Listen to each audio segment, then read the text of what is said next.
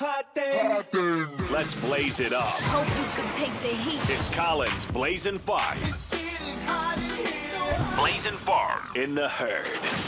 Eagles at Cowboys. Philadelphia is only -2.5, and I like the number here. Listen, off a bye, Chip Kelly gets 2 weeks to prepare for a Dallas team that's beat up physically and can't score.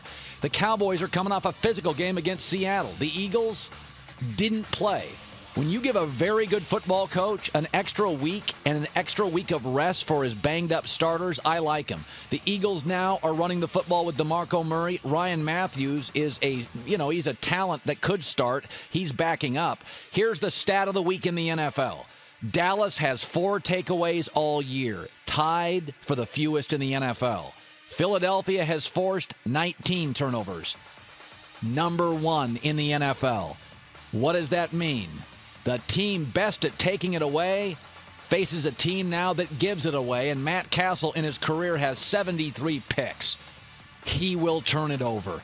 I like Philadelphia to win by more than 2.5, swallow the points. Eagles 28-20 over Dallas. Redskins at Patriots. Washington gets 14. Ironic they're a topic today. I'll take Washington plus 14.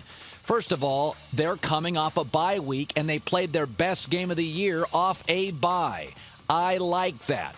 And New England's coming off back-to-back physical in-division games.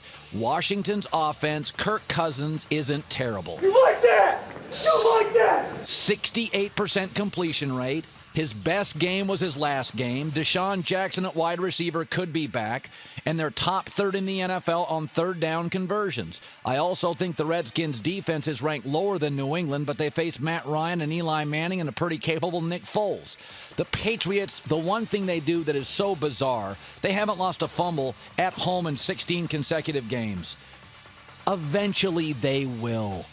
Listen, Kirk Cousins is good enough. 14 points is what you give a team quarterback by like Joey Clausen or something. 14 points is it's a ton. Washington can move the sticks.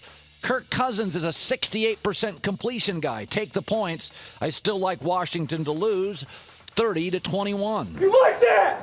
You like that? Jaguars at Jets. I'll take the Jaguars plus 7. Again, off a bye. They were idle after beating the Bills in London. Ryan Fitzpatrick, the Jets quarterback's wearing a device on his non-throwing hand. The Jaguars now can run the football with rookie T.J. Yeldon, 406 yards, their best young rusher in team history. And Bortles has a couple of terrific young receivers, Allen Robinson and Allen Hurns. By the way, did you know this? Number 2 in the NFL in combined receiving touchdowns by a pair of teammates. Only Gronk and Edelman of New England are higher.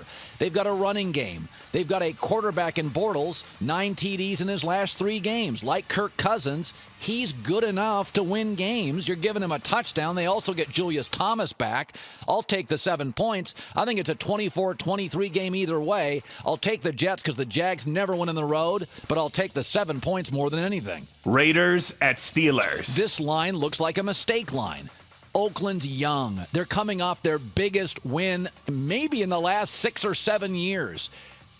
They're not a team that's going to go to Pittsburgh and face that defense and win. The Raiders have lost 23 of their last 27 games on the road, and the Steelers' defense has been exceptional this year.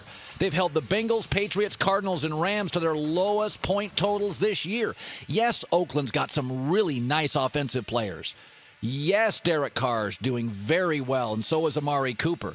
But they have the youngest average age of starting skill players among the youngest in the NFL. So a young, emotional team off their biggest win in years now going to face a defense in Pittsburgh that is much better than predicted. I like the Steelers to swallow the points and win 28-20. Giants at Buccaneers. I know I've kind of fallen into a take the Giants every week trap, but I will say this. The Bucs defense is bottom 5 in the league. And they just upset the Falcons in overtime, a huge division victory. I don't see him doing it again. Jameis Winston has his moments, but he's a kid. They also have a ton of injury issues with their wide receivers. I like the edge at quarterback and coaching to the New York Giants. And the Giants have lost games, but they lost to Dallas by 1, Atlanta at Atlanta by 4, and New Orleans that was hot by 3. 3 of the last 4 games, Tampa Bay, meanwhile, surrendered 30 or more points. And Tampa Bay's wins, the Jags and the Saints in the first couple of weeks, they are not ready to be giving up points. The Giants against the rookie quarterback, here's what New York does well. They've won the turnover battle in 6 of 8 games. They're plus 11. It's number 1 in the NFL. Now I get them in a must-win situation because they play the Patriots next week. I'll swallow the 2.5. The Giants go down to Tampa and win by a touchdown, 34-27.